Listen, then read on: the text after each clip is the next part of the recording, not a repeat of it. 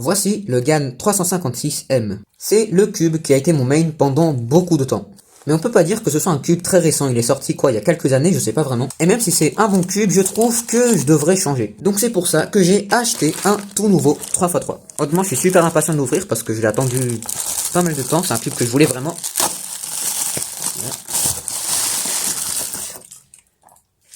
Oh mon dieu. Mesdames et messieurs, regardez ce qu'on a là. Effectivement, c'est le GAN V100. Donc c'est un cube qui est sorti il y a vraiment pas longtemps, je pense que ça fait quelques mois. C'est en fait le cube le plus récent de chez GAN. Alors on sait que GAN c'est le Apple des cubes, donc je m'attends à des choses plutôt bonnes. Donc avant d'ouvrir, ce que j'aimerais faire dans cette vidéo, c'est le comparer à mon ancien main, le GAN 356M. Alors ça va pas être très juste, mais bon, on va quand même faire pour voir ce qu'il y a de nouveau. J'aimerais essayer de pas casser la boîte. Voilà. Comme d'habitude, on a du plastique, du papier plastique à retirer. Pour sortir le cube, alors il est plutôt serré. Voilà. GAN cube, GAN V100, GAN V100, GAN cube, GAN V100, GAN cube. La boîte en soi elle me fait penser à celle du 5x5 de chez GAN parce qu'il était pareil, une couleur bleue avec des petits dégradés comme ça de couleur, c'est très joli. Ah. Ok, donc là on a pas mal de trucs. Donc on va commencer par tout sortir. Donc là on a le cube et là on a une énorme boîte accessoire. Waouh, c'est énorme. Donc comme d'habitude je vais commencer par voir ce qu'il y a là-dedans. Et oh mon dieu, on a des trucs très intéressants. Donc on a ici, on dirait une boîte d'AirPods. Et une notice. Donc on va voir la notice, voir s'il n'y a pas quelque chose de différent.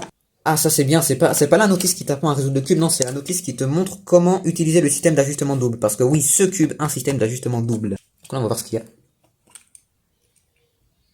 Wow.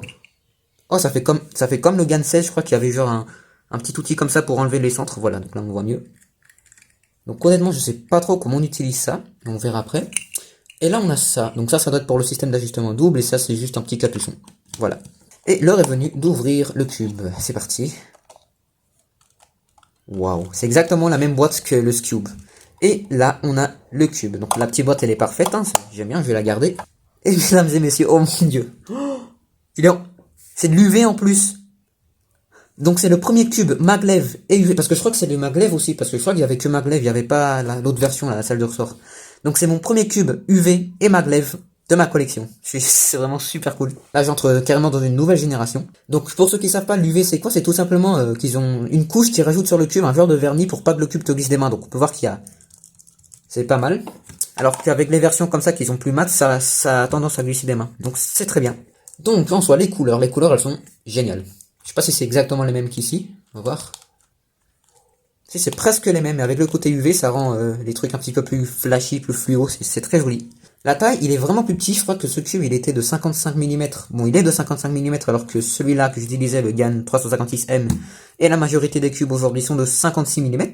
Et honnêtement, il ressemble beaucoup à ce cube, hein, donc on pourrait croire que c'est les mêmes, mais en fait non. J'aime bien.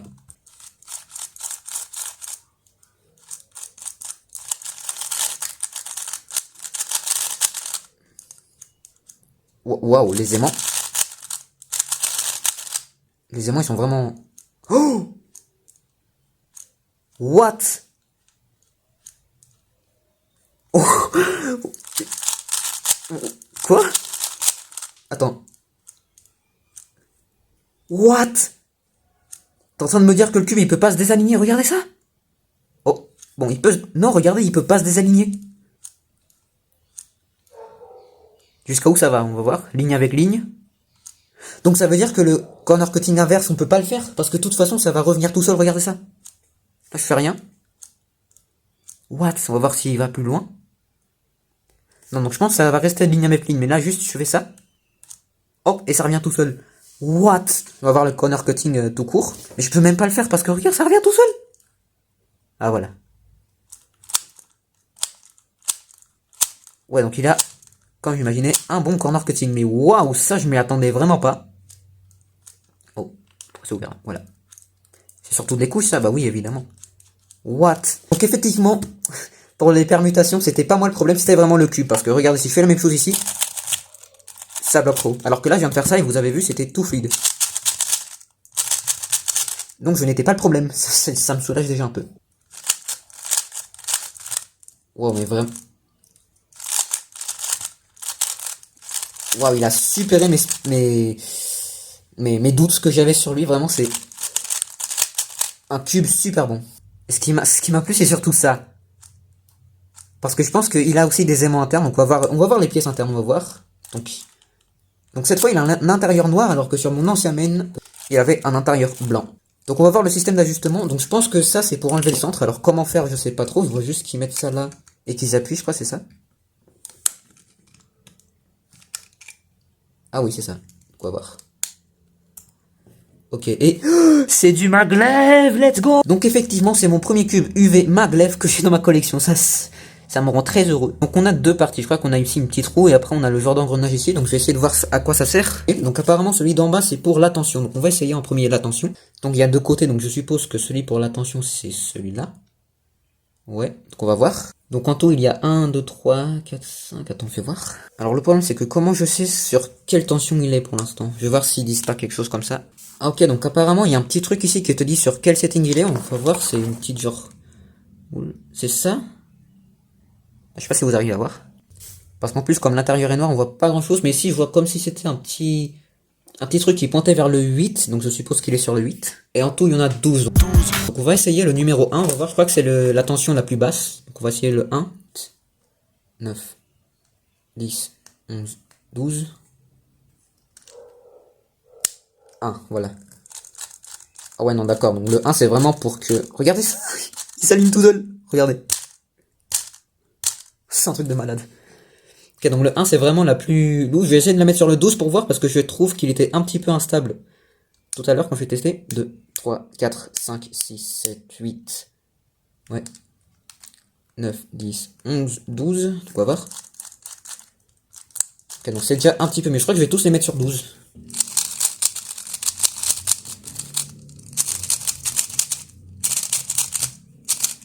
Ok, donc je pense qu'il est un peu incontrôlable. Donc le 12, je crois que c'était la... Comment dire? La plus ferme. Je sais pas trop comment on utilise ce genre de système. Je vais la redescendre au 1, on va voir. Ok, non, même pas. What? Non. Non, le 1 c'est pas bon. Je crois que je vais les laisser sur le 8 parce que 8 c'était plutôt bien. Après je vais voir ça parce que ça je crois que c'est pour la stabilité. Donc c'est ça qu'il faudra que je touche. Ok, donc là je les ai laissés sur le 8. Ils étaient déjà sur le 8 auparavant. Donc maintenant je vais voir à quoi il sert celui-là. Ok, donc pour vous voyez à quoi ça ressemble. Donc là on a cet outil qui vient se plaquer ici. Et là en fait où il y a les trous c'est là où le setting où on est. Donc par exemple là je suis sur le 3. Donc ce que je vais faire c'est aller vers le 6. Comme ça. Et ça c'est pour la stabilité parce qu'il est beaucoup plus stable maintenant. Donc je crois que je vais faire ça, je vais les mettre tous sur 6, on va voir. Ok, non, je crois que je me suis trompé, 6 c'est le niveau le plus faible, donc on va voir sur 1. Voilà, donc là c'est déjà beaucoup mieux. Donc il a encore son corner cutting. Non. Qu'est-ce que j'ai fait? Ok, donc non, je crois que j'ai trouvé le niveau du haut, c'est pour le corner cutting. Par exemple là je viens de le mettre au niveau le plus faible, donc il a récupéré son corner cutting.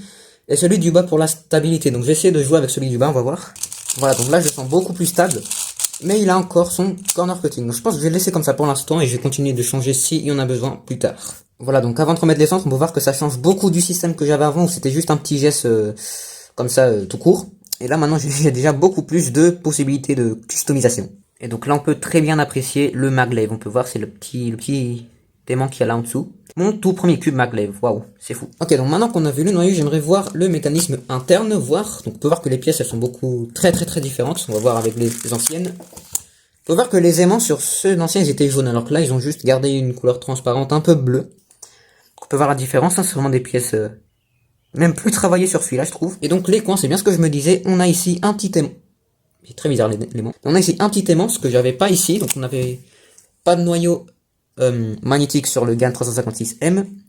Donc on peut voir que ça change beaucoup. Et donc du coup c'est cet aimant qui vient en fait s'aimanter sur le petit aimant qu'il y a là. Donc on peut voir ici qu'on a le noyau magnétique si je fais ça. S'il te plaît. Voilà, merci. Donc du coup c'est l'aimant qui est sur le coin qui vient s'aimanter ici. Donc du coup c'est pour ça qu'il s'auto-aligne tout seul. Donc ici on peut observer une très grande différence. Ok, donc maintenant qu'on a vu le mécanisme interne, que j'ai réglé mon cube, je pense qu'il est temps de faire quelques petits solves. Ok, donc maintenant qu'on a vu le mécanisme interne, que j'ai réglé mon cube, je pense qu'il est temps de faire quelques petits solves. Ok, donc ce que je vais faire, c'est 5 petits solves avec le cube, le nouveau cube, et calculer ma moyenne. Donc il faut savoir qu'avec ce cube, donc le GAN 356M, donc mon ancien Ain, J'avais une moyenne d'environ 23-24 secondes, ce qui était pas terrible honnêtement. Donc on va voir avec un simple AO5. Je crois que mon AO5 PB pour celui-là c'était 20 secondes, un truc comme ça. Donc on va voir si avec celui-là je peux faire un petit peu mieux, j'espère. Et ce que je vais faire, c'est demander à CubeDesk, donc c'est un site de speed cubing qui me génère des scrambles. Donc là il y a le premier par exemple. Donc en plus comme j'ai la caméra devant moi, donc ça va pas être très pratique, mais j'essaye de faire de mon mieux pour le premier solve.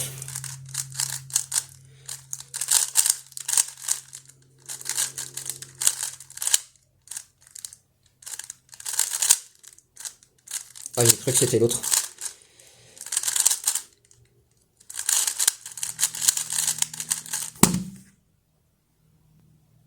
Ah, pas terrible d'avoir un plus 2 pour le premier, mais on va ignorer ça. On n'est pas une compétition, on s'en fout. Donc 18 secondes 98, c'est pas mal.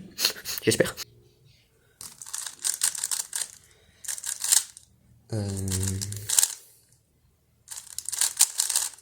Donc si je parle pas durant mes sols, c'est qu'après je me distrais. Par exemple là, on voit que j'ai fait n'importe quoi déjà.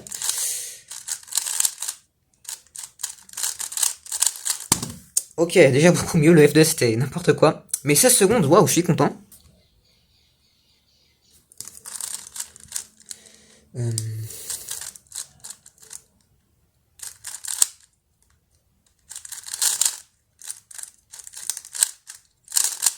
Faut que j'arrête de faire ces mouvements UI nécessaires. Parce que c'est ça qui aussi me fait perdre du temps. Ok, pas mal. 18. C'était très facile à faire même. Qu'est-ce que je suis en train de faire là? Oh. Ça là. Ici et...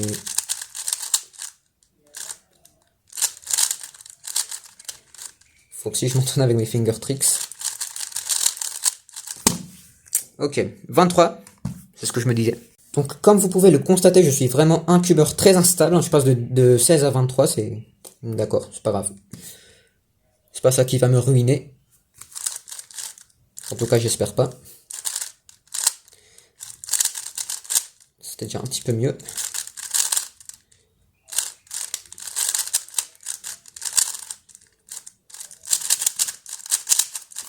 Yes, let's go, 15, waouh. Je pense qu'on était déjà au 5e sol, donc on va voir...